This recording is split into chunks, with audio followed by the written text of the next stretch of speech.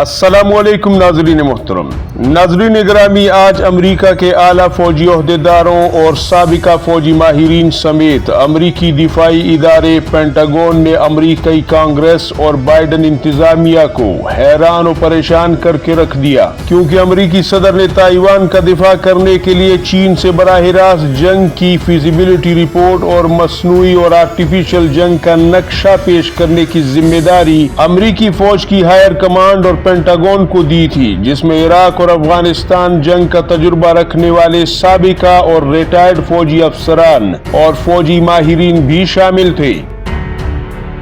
लेकिन आज अमरीकी फौज के ओहदेदारों और माहिरीन ने अमरीकी हुकूमत के होश गुम कर दिए, क्योंकि जो जवाब और खाका उन्होंने अमरीकी सदर के सामने रखा है, आपको स्क्रीन पर इस रिपोर्ट की शह सुर्खी नजर आ रही है, जो कि यूरो एशियन टाइम्स की मुकम्मल रिपोर्ट शाया हुई है और दीगर दुनिया के मारूफ अखबारों और जरीदों ने भी इस पर तवील तबसरे किए हैं, जिसमें कहा गया है कि जनाब चीन से जंग लड़ने का नतीजा अपनी आलमी बालादस्ती और असर रसूख का गला घोंटने के मुतरादिफ है। इस वक्त पूरी दुनिया में हमारे 700 से भी ऊपर फौजी अड्डे और एयरबेस हैं और 4 अदद बहरी बेड़े और जंगी जहाज मौजूद हैं और दीगर फौजी असलहा और रडार और साजो सामान भी मौजूद हैं। लिहाजा अगर चीन के साथ बराह रास्त जंग होती है तो चीन को भी भारी नुकसान तो उठाना पड़ेगा, लेकिन अमेरिका के पल्ले भी कुछ नहीं रहेगा। 90% फौजी असलहा और जंगी जहाज जो कि अमेरिका से बाहर दूसरे मुल्कों के अड्डों पर तैनात हैं, वो तबाह हो जाएंगे, जिनसे अमेरिका ने दुनिया में अपना असर रसूख बनाया हुआ है।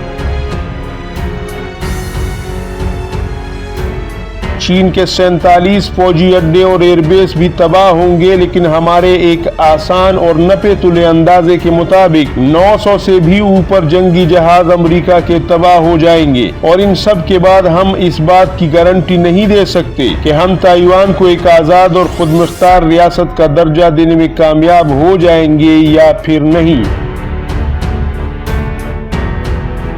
क्योंकि नाज़रीन गिरामी, इस रिपोर्ट में या फिर इस जंगी खाके में मिसाइलों और एटमी हथियारों की जंग को शामिल नहीं किया गया, क्योंकि मिसाइलों और एटमी हथियारों या फिर हाइड्रोजन हथियारों की मुकम्मल मालूमात हमेशा अमेरिका और चीन दोनों की ही खुफिया रहती हैं। लिहाजा इस जंगी प्लान में उसे शामिल नहीं किया गया।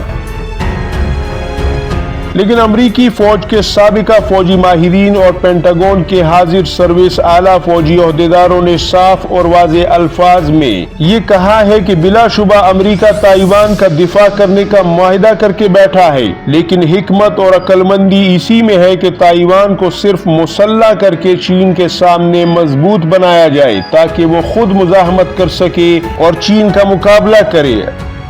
और अमेरिका को एक अकेले ताइवान के लिए पूरी दुनिया में अपनी फौजी बालादस्ती दांव पर नहीं लगानी चाहिए, जिसमें बहुत सी इंसानी जानों का नुकसान अलग से होगा, क्योंकि अगर अमेरिका चीन का सामना करेगा और ऐसी सूरत में बिलफर्ज ताइवान को बचा भी लेता है, तब भी अमेरिका और चीन जैसी 2 हैवीवेट सुपर पावर्स की लड़ाई में ताइवान के पल्ले भी कुछ नहीं रहेगा। शायद ताइवान अगले 100 साल तक भी दोबारा अपने पांव पर खड़ा ना हो सके और इस सारे मार्के से अमेरिका अपने 700 के करीब फौजी अड्डों पर खड़ा जंगी असलहा और अपना असर रसूख दोनों ही खो देगा। और ऐसी सूरत में दुनिया में मौजूद अमेरिका के दुश्मन बिलखुसूस रूस और दीगर बाल्टिक स्टेट्स दुनिया पर हावी हो सकती हैं।